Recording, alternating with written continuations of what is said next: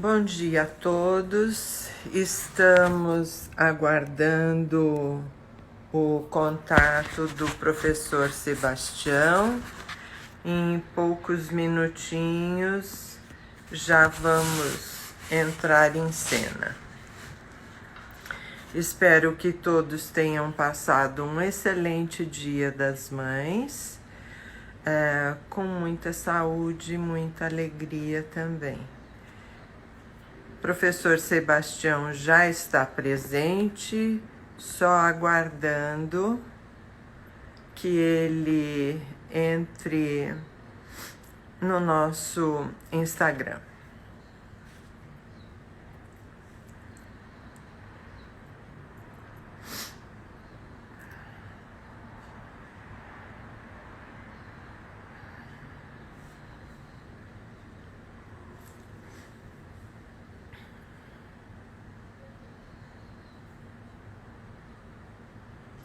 Aguardando o contato do professor Sebastião. Agora.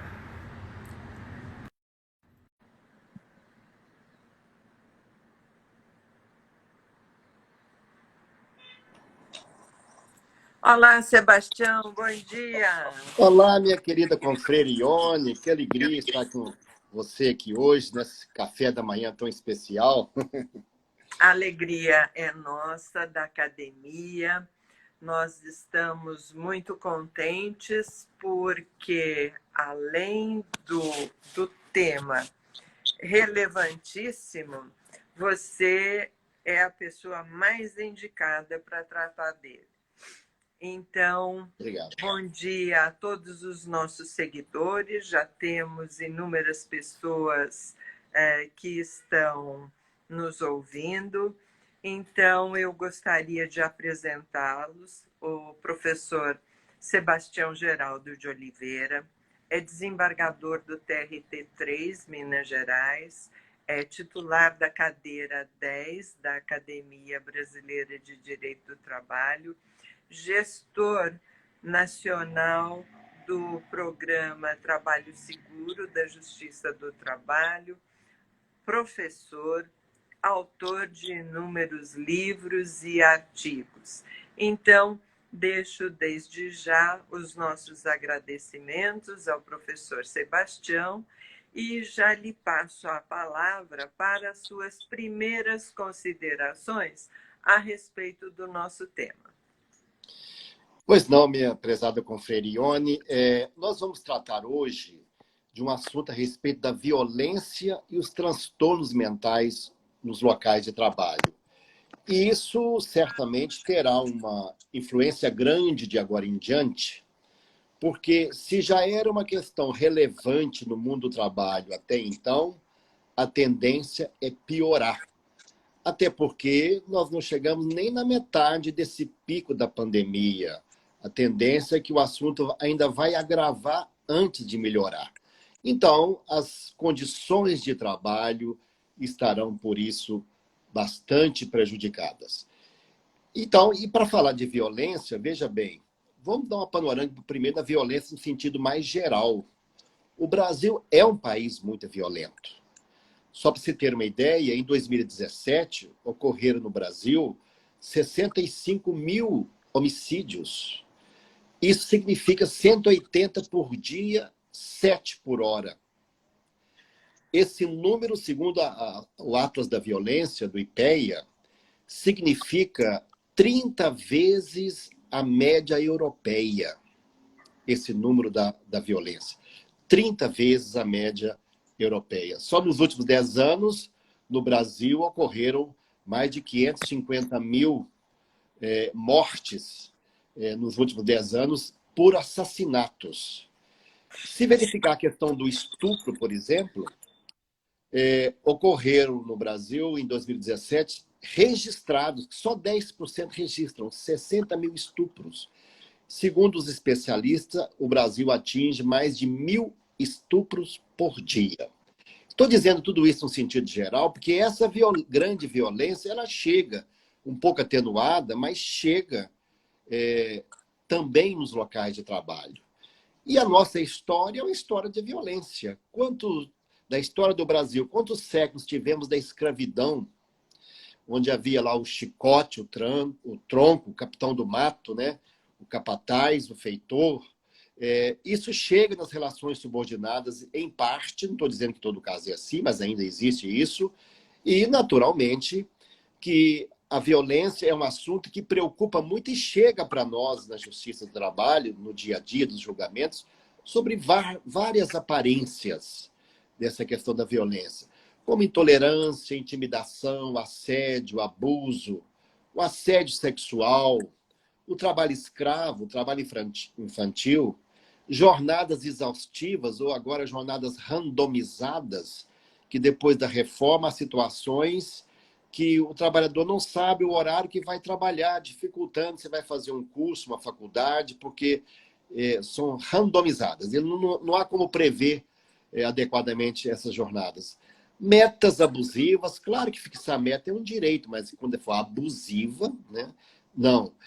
Comportamento homofóbico ainda existe muito no nosso dia a dia, o comportamento homofóbico, violência psicológica, invasão de intimidade, da privacidade, discriminação, isolamento proposital do trabalhador por medidas punitivas, violência de clientes, de usuários. Então, é o assédio moral, o bullying, o cyberbullying. Toda essa violência, portanto, ela chega no nosso dia a dia, chega na justiça sob diversas modalidades e a tendência agora, no período de instabilidade, de insegurança ou de pavor para muitos, naturalmente, esse quadro se agrava desta violência. À medida em que você explanava o tema, eu lembrei de uma entrevista que assisti com uma psicóloga, cujo nome eu não lembro, dizendo que, lamentavelmente, a violência contra o cidadão já começa na escola com o bullying de crianças entre crianças, e ele só se agrava à medida em que a pessoa passa a ser um jovem trabalhador, um adulto no ambiente de trabalho e assim por diante. E daí eu lhe faria uma indagação. Nós temos aqui no Brasil um regramento legal eficiente para combater esse assédio, essa violência toda que vivemos? Pois é, Ioane, muito bom seu comentário, porque a violência é praticamente banalizada. Não há uma cultura, eu vou falar mais adiante, uma cultura contra a violência, uma cultura da paz. E por isso ela é quase naturalizada. A vida é sempre assim, é desse jeito, vamos seguir em frente. Então, veja bem, o assédio moral é muito badalado, e nós julgamos inúmeras ações a respeito disso. Não temos ainda uma lei específica no Brasil disciplinando o assédio moral. Tem um projeto 2369 de 2003, até em tramitação, mas está muito lento. Isso não impede que a justiça já julgue o assédio moral, diferenciando o que é assédio, o que é poder diretivo regular do empregador, que o tem, né? Então, até para ser bem sincero, a maioria das ações de assédio que eu tenho julgado, muitas delas têm sido improcedentes, porque são comportamentos de quem está dirigindo. Mas o poder exacerbado, o poder fiscalizatório, a perseguição, a humilhação, tudo isso vai caracterizar o assédio. Mas, então, o exercício regular do poder diretivo, regular, não é assédio moral. O abusivo, sim, vai chegar nisso, desse constrangimento. Então, veja bem, mas nós temos no Brasil, interessante, antes de sair a lei do assédio moral, saiu uma lei que nem muitos prestaram atenção a respeito dela, que é a lei do bullying, a lei 13.185 de 2015. E essa lei, apesar dela ter vindo com aparência mais no ambiente escolar, ela se aplica em todas as situações no Brasil. E logo no artigo 1º dessa lei do bullying, ele caracteriza, fica caracterizado o bullying, toda violência física ou psicológica, intencional e repetitiva, que ocorre sem motivação evidente. está logo no artigo 1º dessa lei do bullying. E ela vai trazendo vários exemplos de intimidação, humilhação, discriminação, ataques físicos, insultos, grafites depreciativos, expressões preconceituosas, pilhérias. Então, isso pode caracterizar o assédio moral, o bullying, o nome iuris não altera muito, por isso que é perfeitamente possível utilizar a lei do bullying para a questão do assédio moral. E há, inclusive, o cyberbullying, muito utilizado nesse período de redes sociais, que a própria lei, no artigo 2º, prevê. Há intimidação sistemática na rede mundial de computadores, o cyberbullying, quando se usar instrumentos que lhes são próprios para depreciar, incitar a violência, adulterar fotos e dados pessoais com o intuito de criar meios de constrangimento psicossocial. Eu me lembro de um caso que foi julgado aqui em Belo Horizonte, que na região próxima aqui de Belo Horizonte, uma grande empresa tinha lá uma cantina. E uma funcionária de boa aparência, muito simpática, atendia nessa cantina. O que alguém fez? Arranjou um filme pornô, colocou o rosto dessa funcionária no corpo da atriz pornô e saiu vendendo o CD. Olha, CD da moça da cantina.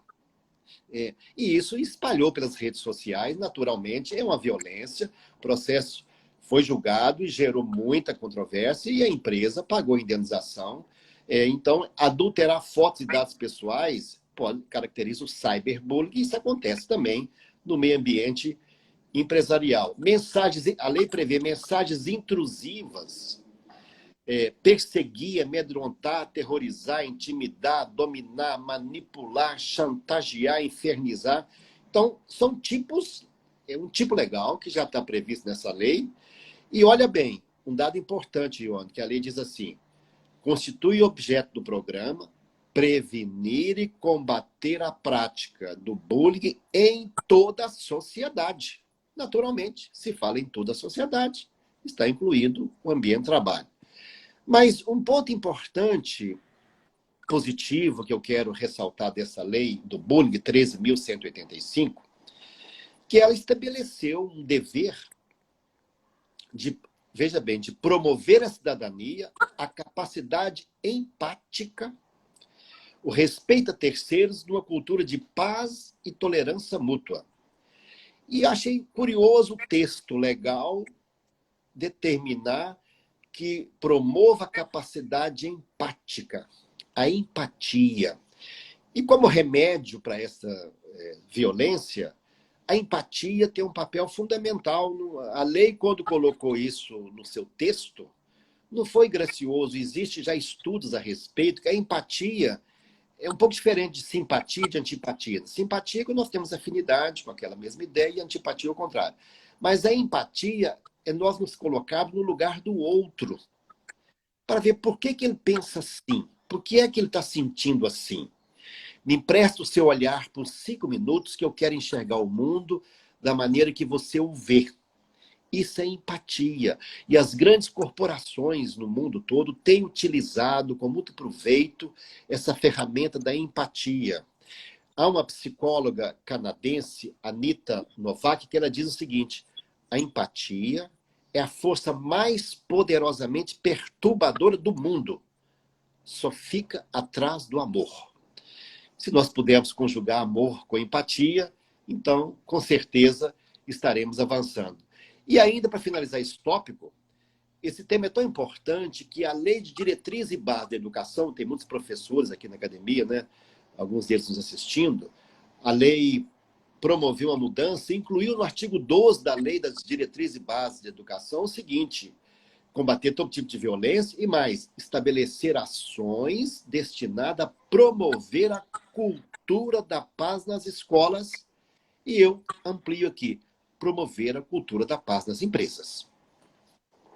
Perfeito. Então, nós poderíamos, vamos dizer, sinteticamente, sem tanta técnica, dizer que a empatia é o avesso da hostilidade no trato das pessoas e que depende realmente de uma educação social para que as pessoas, vamos dizer, se desarmem no trato com o seu próximo, e, em especial, no ambiente de trabalho.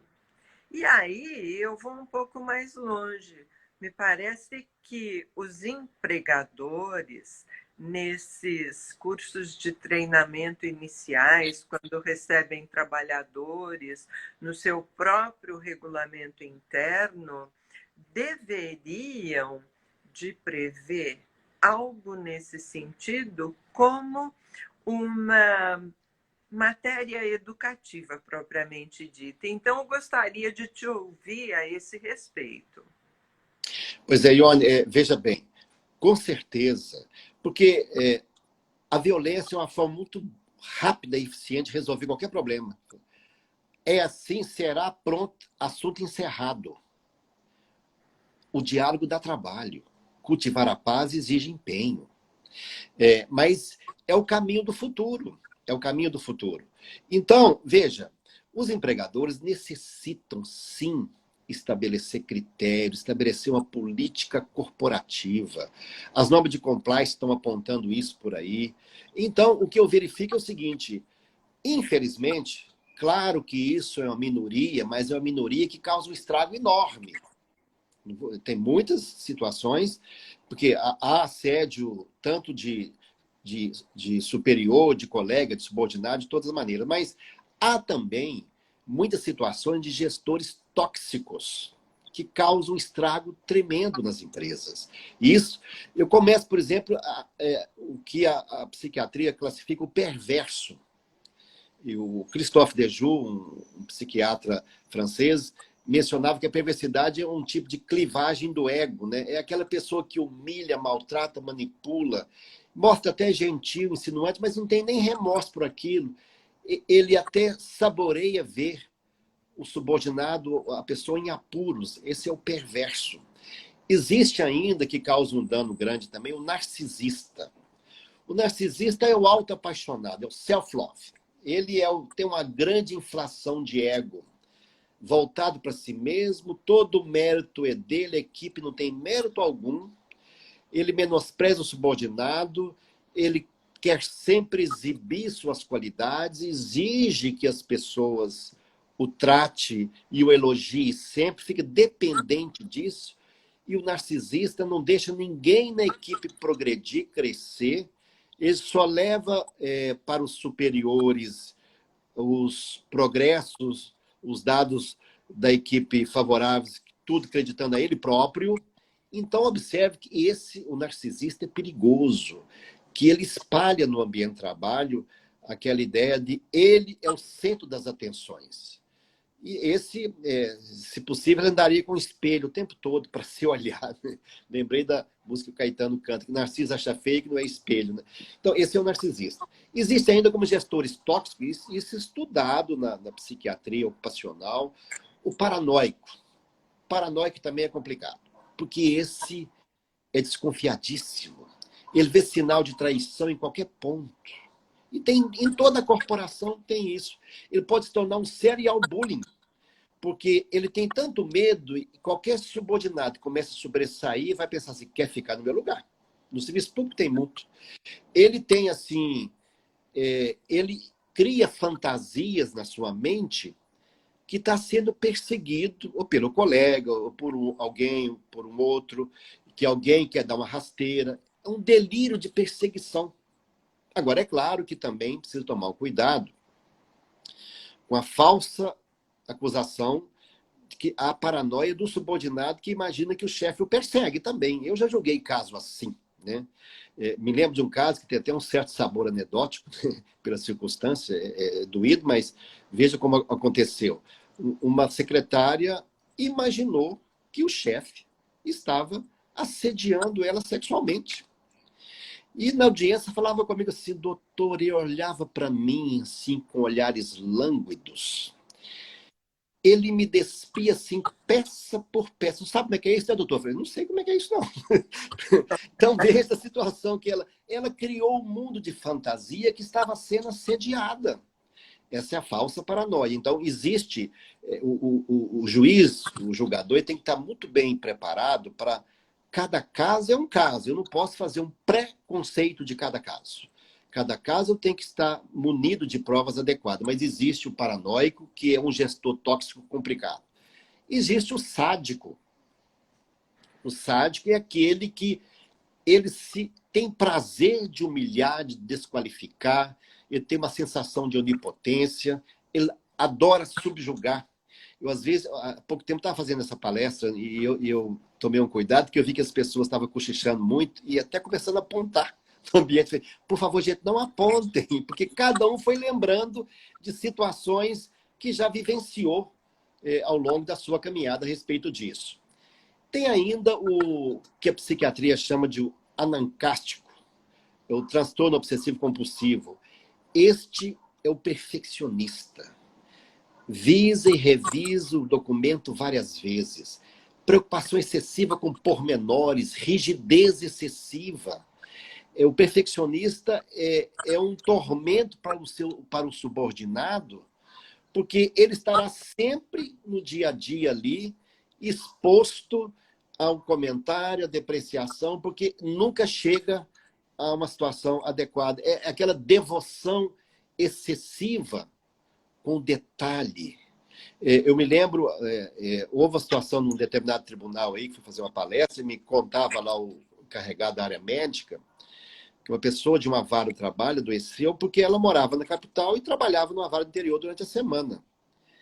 E o ônibus que essa pessoa pegava para voltar para a capital na sexta-feira saía 5 horas. Então ele teria que sair do serviço 20 ou 30 minutos antes para conseguir vir na sexta. E o chefe não deixava de modo algum, mas eu posso chegar mais cedo. No horário é horário. 5 horas. 5 e 1 você pode sair.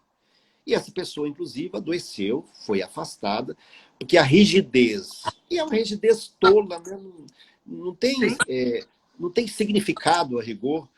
Eu tinha que vir para Belo Horizonte no sábado de manhã, porque, por um detalhe, aquele chefe era uma perseguição sem razões práticas.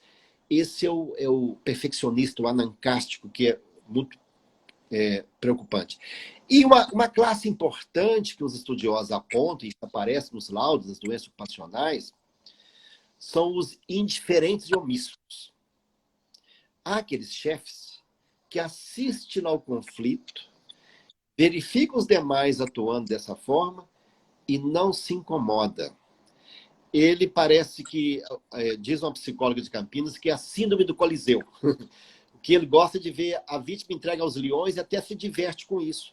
Não assume o papel de chefe que deve garantir naquele ambiente de trabalho um ambiente adequado, respeitoso, produtivo, e a empresa tem o dever de garantir ali situações adequadas. E aí eu me lembro de uma frase que para mim é muito marcante, do Martin Luther King, que ele dizia o seguinte: não é a violência de poucos que me assusta, mas o silêncio de muitos. Veja bem, não é a violência de poucos que me assusta, mas o silêncio de muitos. Especialmente quem está encarregado de ter algum poder. Agora, imagina bem, Ione, nós vamos terminar o período da pandemia. As empresas e os trabalhadores voltarão em frangalhos. Todo mundo cheio de razões para estar inseguros. Para alguns, o emprego será quase que uma chantagem. Porque teremos uma crise muito grande. Então, veja nesse momento o quadro que podemos vivenciar dessas situações que já existia, ampliar muito mais. E esse é o momento que eu tenho falado, Ione, que as máscaras vão cair. Estou falando muito de máscara, né? O bom empregador, o bom trabalhador, o oportunista, aquele que foi solidário no momento que precisava ser solidário, o trabalhador que compreendeu as razões, foi lá quase como um herói atuando ali, e o empregador que se desdobrou para garantir o emprego, está conversando com cada um. Quer dizer, é o momento que mais e mais vão precisar de promover a paz, promover o diálogo, e o perigo que em muitas situações esses gestores tóxicos vão aparecer mais ainda. E ainda, para finalizar esses gestores tóxicos, tem ainda os psicopatas e sociopatas. Esses, é interessante que uma empresa de consultoria, a Folha publicou isso há um tempo atrás, revelando que em pesquisas realizadas em grandes corporações no mundo todo, 1/5 dos gestores tem traços de psicopatia. Porque eles crescem rapidamente, têm uma ambição desmedida, e são pessoas que querem conquistar o espaço, invadem, reivindicam, postulam, são bastante... têm uma energia... E o empregador fala, esse é o cara, esse produz, com ele eu vou ter rentabilidade, com ele ninguém vai enrolar. Só que ele deixa um rastro de destruição no caminho. Eu vi há um tempo atrás um estudo de grandes corporações americanas criando um programa de computador, criando um software de detectar psicopatas ou sociopatas. Porque esses causam um problema sério, porque eles não têm nem empatia, e não têm capacidade de ter remorso. E por isso que eles geram grandes problemas, problemas de violência por onde passa, e por isso que nós temos hoje em dia, no mundo, o volume, e aqui mesmo no Brasil, o volume de transtornos mentais em decorrência do trabalho é muito grande. Já é um terceiro grupo de afastamentos que está gerando depressão, gerando transtorno de ansiedade, gerando estresse. E aqui, para finalizar esse tópico, tem um traço importante. Há aqueles que são assediadores inatos e há aqueles de ocasião. Os de ocasião é quando, como diz na gíria, quando o bicho aperta, né? Quando nós temos aí situações de dispensa, de seleção de promoção, e agora isso vai aparecer com mais frequência. Porque muitas empresas terão que dispensar. Eu sei, é uma realidade.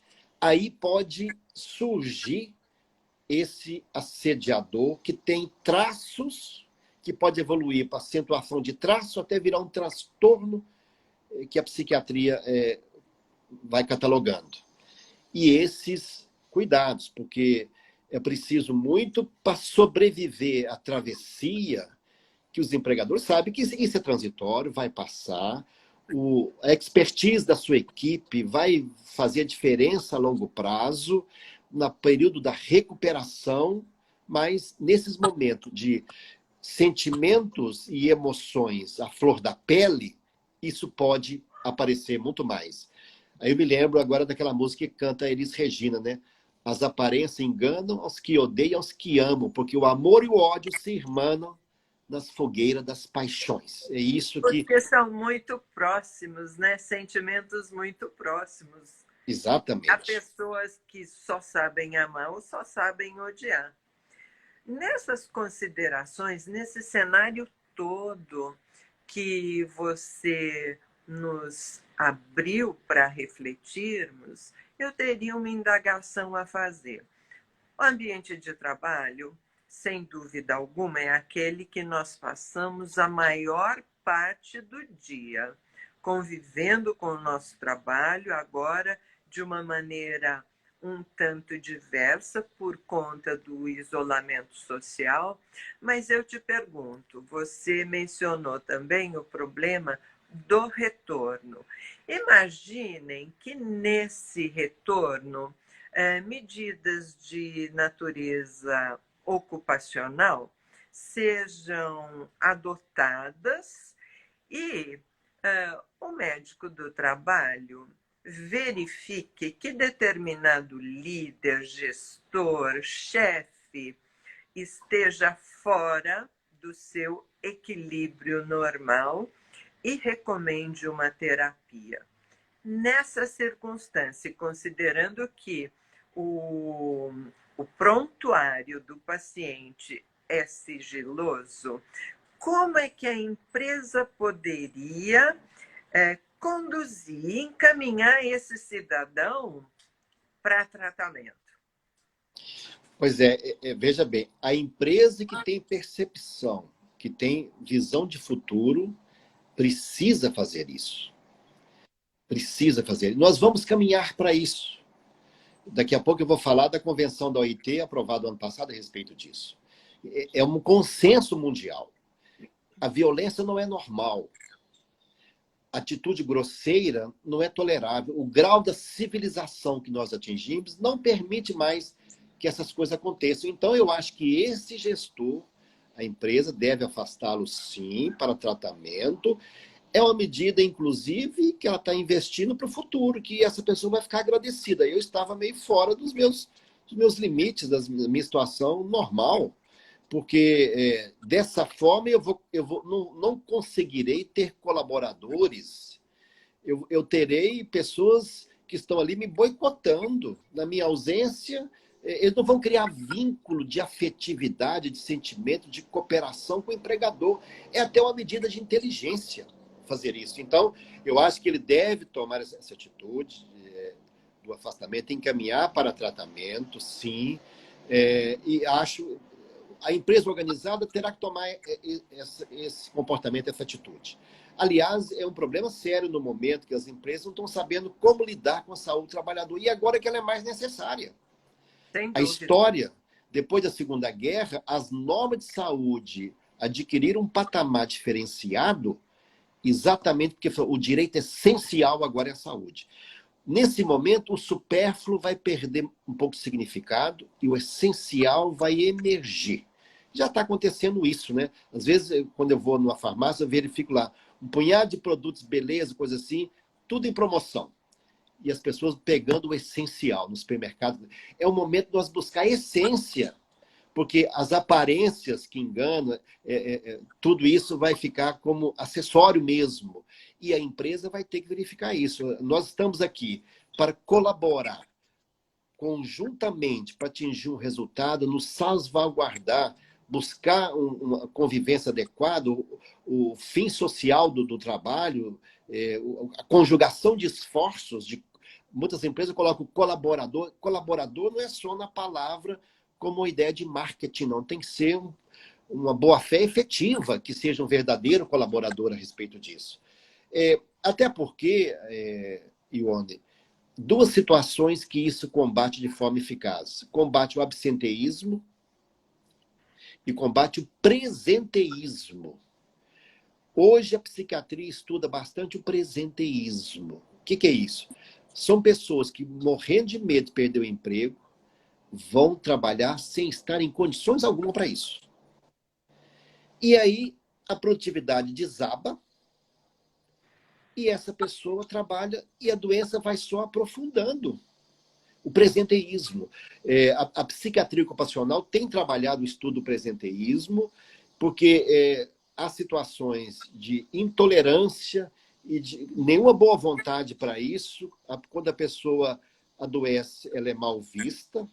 É claro que eu sei, eu sou juiz há mais de 30 anos, que há aqueles que aproveitam, que arranjam atestado falso, tem de tudo. Nós não podemos generalizar, mas acontece muita situação que a empresa não cria clima algum de acolher aquele que necessita do cuidado, quem adoeceu. E a saúde é um direito essencial.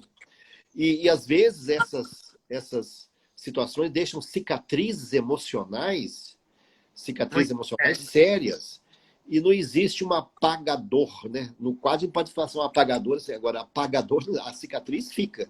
Reduz a produtividade, compromete a imagem da instituição, leva até, em alguns casos, ao suicídio, né? Quando esteve aqui no TST fazendo palestra, o Christophe Dejoux, ele comentava com a gente, foi contratado por grandes organizações da França, que muitos trabalhadores estavam indo suicidar na empresa. Suicidar na empresa.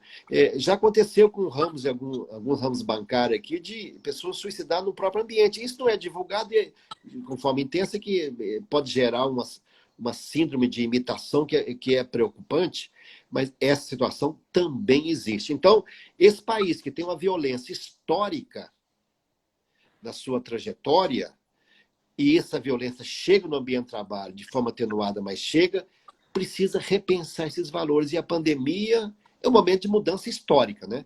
São 3 situações que os historiadores dizem que mudam o curso da história: guerra, revolução e pandemia. Então, o mundo será diferente. E o local de trabalho terá que ser diferente. Tomara que nós possamos, com essas ideias, levar alguma... e o Programa Trabalho Seguro TST tem colaborado para isso, levar as empresas a cultivar a paz como um valor importante nessa nova etapa. O cultivo da paz, Sebastião, passa necessariamente pelo combate da violência no trabalho. Como iniciar um programa nesse sentido que possa surtir resultados, não digo imediatos, porque nem tudo acontece imediatamente, mas resultados satisfatórios na sua visão e na sua experiência de estudioso desse assunto. Ione, eu preciso fazer um registro desse tema, mas um registro que é fundamental, que não é conclusão minha, conclusão dos estudiosos da área. Eles dizem o seguinte: o assédio e a violência cresce onde não acha anticorpos para isso. O vírus e as bactérias da violência crescem onde não encontram resistência. Então, eu me lembro do estudioso, o Fiorillo, diz o seguinte: pensamos no assédio moral como um vírus insidioso, capaz de atingir toda a sociedade. Seus efeitos, porém, sempre serão particulares, dependendo dos anticorpos e defesas dos organismos atingidos. Isso indica que, se a empresa tiver uma política corporativa avisando mesmo a esses gestores ou trabalhadores tóxicos, porque tem assédio de colegas também, até de subordinado tem, avisando: a nossa empresa gosta da produtividade, permite o crescimento, mas não tolera a deslealdade, não tolera a violência, não tolera comportamentos. O nosso padrão civilizatório está no ponto de não tolerar tais comportamentos. Precisa criar uma política e divulgar uma cartilha, que todo mundo saiba que aquilo é intolerável. Porque as organizações que fazem isso criam vínculos mais definitivos com a sua equipe, trabalhadores mais produtivos, ambiente de respeito, e os chefes que têm tendência se contêm. Porque eles sabem: se eu fizer isso, vou me dar mal. E eu vi casos aqui e existem organizações sérias fazendo isso. Eu vi casos de uma grande organizações que veio a determinação de dispensar o superintendente da matriz americana. Isso aqui é intolerável para nós, não dá. Nós vamos perder a imagem da empresa, a imagem institucional. Nós estamos trabalhando tanto para ter uma imagem perante o público, agir politicamente correto. Isso não dá. Então, é fundamental que as organizações criem programas para isso, criar anticorpos, ou podemos dizer na palavra do momento, vacinas contra a violência, vacinas contra o assédio. E por isso que eu entendo que é fundamental que as organizações criem essas possibilidades para que isso não venha a ocorrer. Agora, é preciso fazer um programa sério também, que eu já vi situações de programas equivocados. A pessoa foi lá, denunciou, acabou que na apuração quem foi dispensado foi quem denunciou. Tem que ser um programa sério, com pessoas independentes, sim, que tenham uma apuração séria, criteriosa, e que a chefia não tenha interferência a respeito disso. Pode criar uma câmara de conciliação, pode criar denúncia anônima, mas apurada com cuidado, que existe a falsa denúncia também. Aliás, esses programas devem prever, inclusive, que a falsa denúncia será punida também. E já vi casos que a pessoa denuncia falsamente o chefe com uma vingança pessoal. Então, assim, as corporações deverão instituir programas dessa natureza para evitar que a questão alastre. Aliás, e aqui um registro interessante, no Judiciário Trabalhista, a doutora Ione é desembargadora aposentada, né? No Judiciário Trabalhista, o CNJ criou normas a respeito, e o CSJT, o Conselho Superior de Justiça do Trabalho, criou em 2019 resolução 237. estabelecendo a política corporativa, porque tem também assédio nas instituições, inclusive na justiça. E em Onde todos tem, os níveis, né? sim, todos os níveis. Onde tem pessoas, pode acontecer. Agora, onde tem pessoas, mas há regras de combate que são claras, transparentes, as pessoas se contêm naquela situação. E por isso que esse programa deve ser um programa, como eu disse, para cultivar a paz. Na Agenda 2030 da ONU, foi colocada como meta promover sociedades pacíficas e inclusivas para desenvolvimento sustentável. E lá, na agenda, está indicando alguns tópicos. Educação em direitos humanos, de igualdade de gênero, e cultura da paz e não violência, valorização da diversidade cultural e criar ambientes não violentos. Ou seja, essa é uma demanda mundial que vem ocorrendo aí da cultura da paz. Perfeito. Você, há minutos atrás, mencionou a Convenção 190 da OIT. Gostaria que você falasse um pouquinho a esse respeito, o que representa a aprovação dessa convenção no nosso meio. Ione, esse foi um momento histórico, a aprovação da Convenção 190. Eu me lembro que o presidente TST esteve lá acompanhando, o Brito Pereira acompanhando a sessão, e ele comentou um fato para mim significativo. Ele falou: Sebastião, eu achei curioso que tinha uma pessoa aqui do Poder Executivo acompanhando, e no momento que aprovou essa convenção de combate à violência, ela chorava compulsivamente. E eu fiquei: o que aconteceu? Ele falou: esse é um momento histórico. Tivemos aqui 5.700 delegados na OIT, a única convenção no centenário da OIT, fixando o quê? Convenção para a Eliminação da Violência e o Assédio no Mundo do Trabalho, 28 de junho de 2019. Ela teve 439 votos a favor, só 7 contra e 30 abstenções. Essa convenção, primeiro que ela menciona que a violência atinge direitos humanos. Reconhece a importância da cultura do trabalho baseado no respeito e na dignidade. E estabelece tolerância zero em face da violência e do assédio. Está lá no preâmbulo dessa Convenção 190 da OIT. 5.700 estudiosos do mundo todo reconheceram o quê? Que a violência e o assédio afeta a saúde psicológica, física e sexual das pessoas. Afeta a sua dignidade e afeta o ambiente familiar e social. Indica, inclusive, particularmente as mulheres. E ainda mencionou que isso compromete, prejudica a produtividade. Tudo isso lá no preâmbulo. Depois ela vem disciplinando o que é o assédio.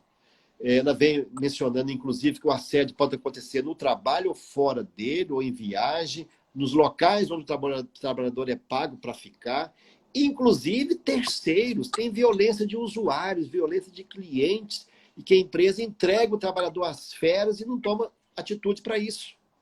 Então, tudo isso está relacionado nesta convenção. Aí alguém pode perguntar o seguinte: mas isso já está valendo no Brasil? Ainda não, mas vale como uma conclusão mundial de não é mais tolerável a violência. É um consenso no mundo do trabalho. As empresas que vão sobreviver com visão de futuro devem compreender que esse é um caminho sem volta. Esse é um caminho sem volta. E, naturalmente, que como documento internacional aprovado já tem um grande apoio, inclusive, nas academias, nos projetos de lei, na forma da hermenêutica jurídica, mas certamente o nosso Congresso vai avaliar essa convenção para torná-la, positivar, para ratificá-la, para ela vigorar internamente. E essa própria convenção, inclusive, determina que cada país crie uma legislação que define e proíba a violência com sanções apropriadas, com meios de denúncia apropriados. Isso vai alastrar mundo afora a forma que as pessoas vão lidar com a violência e de combater a violência. Perfeito. E talvez até para evitar a passagem que você mencionou de que o denunciante acabou perdendo o emprego, criar uma forma, talvez, não digo de sigilo absoluto, mas de alguma proteção para o denunciante nos casos em que a denúncia não seja vazia, evidentemente. Com certeza, com certeza. Eu vi perguntando aqui qual o número da convenção. A convenção é 190 da OIT. Você vai achá-la no site da Organização Internacional do Trabalho e por isso que ela é tão importante. Agora, a proteção da vítima, sim, porque os programas sérios que fazem isso não pode ser um programa improvisado. Tem especialistas hoje. Os grandes organismos têm a respeito disso. O Ministério da Saúde tem uma cartilha. Essa cartilha do Ministério da Saúde, acha na internet essa cartilha, ver se eu localizo ela aqui. E essa cartilha é de assédio moral, conhecer, prevenir e cuidar. É um livro do Ministério da Saúde de 2015. Você consegue encontrá-lo na própria internet. E ele, inclusive, fala as doenças que causa e como lidar com isso, como implantar. Então, é preciso fazer isso de uma forma cuidadosa, com a consultoria adequada. A empresa vai perceber ao longo do tempo que os trabalhadores vão se sentir mais seguros e sentir admiração pelaquela empresa. Eu fiz algumas palestras em tribunais trabalhistas a respeito disso, Brasil afora. Recebi, tempos depois, ligações dos juízes, colegas de lá, Sebastião, você não imagina, depois da sua palestra, quanta gente criou coragem e denunciou. Denunciou assédio sexual, perseguição, e apuramos. Você não imagina como é que nós criamos uma nova era de respeitabilidade aqui na nossa área. Então, é preciso levar isso avante, porque é um marco importante da civilização, no progresso do respeito humano, na dignidade da pessoa humana no local de trabalho. Ter proteção para as denúncias sérias é conveniente, sim, porque às vezes a denúncia não é vazia, mas ele não conseguiu provar. Não deve ser perseguido em razão disso.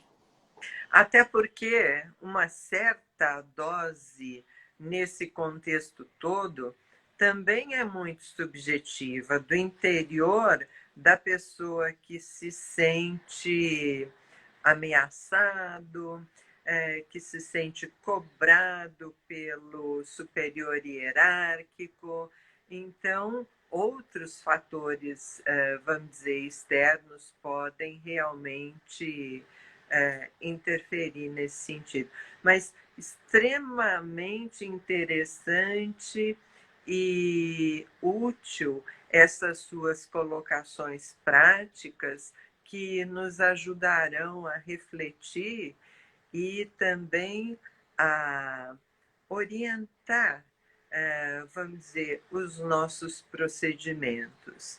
Eu gostaria muito de ouvi-lo, Sebastião, a respeito de como retornarmos pós-Covid com essa visão de mais empatia e menos violência. Como começar?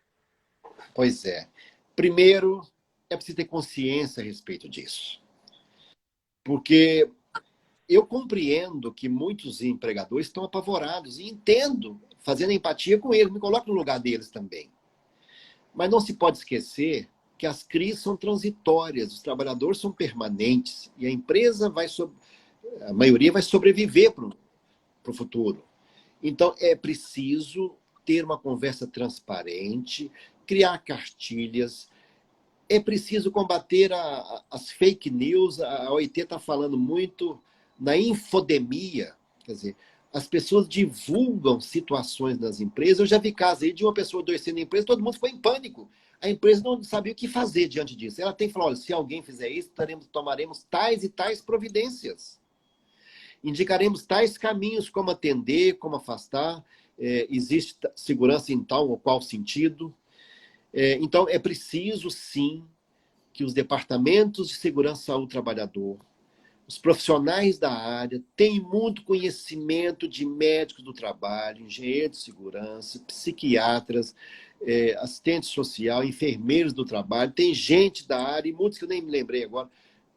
Há pessoas dos recursos humanos que estão preparadas para isso. É preciso que o empregador saiba, olha, como fazer gestão de crise, como lidar com isso, porque inclusive vai melhorar a produtividade e, digo mais, vai criar um vínculo de satisfação e de reconhecimento para o resto da vida. Que a pessoa, eu me lembro que na hora da dificuldade a empresa nos abraçou e sofreu com a gente e fomos juntos e vencemos. E aí, eu até dando um toque aqui, que a ciência já vem trabalhando também, eu me lembro daquele trecho do Novo Testamento, de Mateus, diz assim, bem-aventurados os mansos, porque darão a terra. E disse ainda, no mesmo, um pouco adiante, bem-aventurados pacificadores, porque serão chamados filhos de Deus. Isso aí não é uma questão só religiosa, não. Hoje estão demonstrando as pesquisas que o pacificador, o que trabalha para promover a paz, ele tem duração de mais longo tempo e consegue, entre os seus colegas, entre os subordinados, uma adesão mais espontânea. E aí eu me lembro daquela frase do Mahatma Gandhi que diz assim, a força gerada pela não violência é infinitamente maior do que todas as armas inventadas pela engenhosidade do ser humano. Não é só questão de percepção religiosa, não. Isso é uma questão que a ciência vem demonstrando. Isso é habilidade gerencial. Isso é habilidade gerencial. E que, na verdade, resultaria nessa sociedade mais fraterna e solidária que todos almejamos alcançar um dia. Verdade, Ione. Olha, existe um ditado que vem lá dos romanos e dizia o seguinte, se queres a paz, prepara para a guerra. Está ultrapassado isso. Essa é a guerra que as pessoas respeitavam pelo poder dos canhões. Hoje não. Se queres a paz, prepara para a paz. Havia civis pacem para pacem, dizia isso. Quer a paz, prepara para a guerra. Não. A evolução que nós sentimos da área jurídica, ela ocorre do direito da força para a força do direito, que é uma outra questão. Esse é um caminho que quem tem visão de futuro, com a percepção mais inteligente da realidade, vai perceber. E aqui, eu sei que estamos se aproximando do final, veja a nossa trajetória.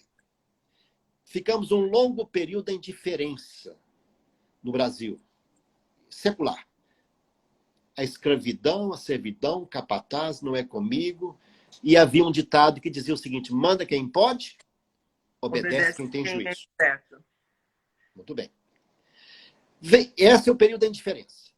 Chegamos no segundo período, que eu chamo de período da conscientização. Nasceu a luz amarela. Começou o inconformismo. Falar do direito, da dignidade da pessoa humana, direito de resistência. As pessoas falam, mas tem que ser dessa forma? Vamos tolerar isso? Isso não é só deseducado, isso é criminoso. É o período, então, da conscientização que está incomodando. Manda quem pode, mas até quando? Até quanto pode? E, felizmente, estamos avançando para um terceiro período. O período da repulsa, do horror, da vedação. Essa Convenção 190 diz que todo país deverá elaborar uma norma de combate à violência, porque aí vai vedar violência em qualquer sentido. Proteção para a vítima. Gestores violentos vão perder espaço, eles serão considerados toscos. Você olha para ele, parece que tem ainda um chicote virtual na mão, porque ele está numa época ainda do capataz. Vai perder espaço esse. Vai redesenhar o poder diretivo. E aí o lema será o seguinte, manda quem pode, sim, vai continuar, mas só nos limites que pode. Não pode discriminar, não pode perseguir, não pode humilhar, porque se fizer isso, certamente ele estará perdendo espaço e perdendo possibilidade de continuar atuando no cargo de gestão. Sebastião, lamentavelmente a nossa entrevista correu muito rápido, um tema extremamente importante, interessante. Em nome da academia, gostaria de agradecer as brilhantes considerações que nos foram transmitidas e aguardar que tenhamos oportunidade de podermos continuar, dar sequência a essa discussão num futuro bem próximo. Então, eu deixo a palavra a você para se despedir dos nossos seguidores, inúmeros confrades, advogados, membros do Ministério Público, colegas nossos do TRT2. Então, desde já, muitíssimo obrigada pelo seu tempo e por nos transmitir considerações tão importantes no sentido da não violência. Ione, eu quero encerrar com uma frase de uma psicóloga de Curitiba, Joyce Pescarolo. Ela diz o seguinte: a paz não é só um discurso. A paz é um percurso. Não basta ficar só no discurso, é um percurso. E eu quero também lembrar aos colegas que sexta-feira teremos um encontro na mesa virtual Saúde e Segurança da Academia, né? Dia 15, das 18 às 21 horas. Estaremos lá. A Tereza vai coordenar, a Tereza Narres, acho que está aí nos assistindo. Eu estarei também. Aí já vamos falar sobre repercussões indenizatórias da pandemia, né? O Raimundo Simão de Mello, Ney Maranhão, Marcelo Fernando Bórcio. Então, na próxima sexta-feira, estaremos aí debatendo o tema da pandemia de alguma forma. Mas eu quero dizer que eu fiquei muito lisonjeado, honrado com o convite e vi aqui, estou vendo muitas mensagens de agradecimento de pessoas. Tomara que essa ideia continue crescendo, ampliando aí nas reflexões de tantas mentes brilhantes que estão aí nos assistindo.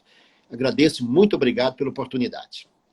Nós é que agradecemos e bom dia. Eu iria utilizar os minutos finais para falar deste evento que vai ocorrer na sexta-feira, mas o professor Sebastião o fez com muito mais empenho, porque todos nós sabemos da importância do que será discutido. Então, um bom dia a todos, muito obrigada novamente, Sebastião, e até sexta-feira. Ok, até mais. Continuamos aí refletindo a respeito. Grande abraço. Bom dia a todos. Obrigada.